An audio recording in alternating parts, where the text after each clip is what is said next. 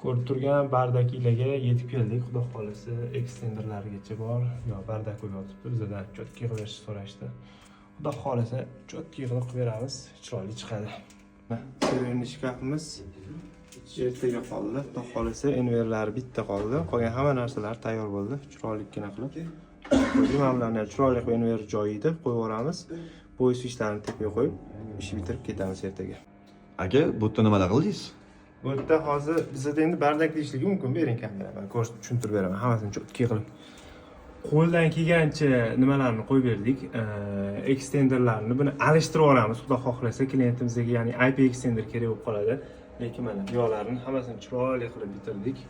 Hammasini pitaniyalarni men bilan ejdimayli o'tgan, hammasi tegidan o'tkazib olmadik. Sababi men bu zvukovoyga simi juda ham to'lib ketdi. Shu holatda mana bitirib chiqib ketyapmiz. Xudo xolasa ishimiz mana shu ekstenderlarni hisoblamaganda hammasi cho'tka chiqdi. Tepada dekolarimiz ham bor. Dekolarimiz ham bitti.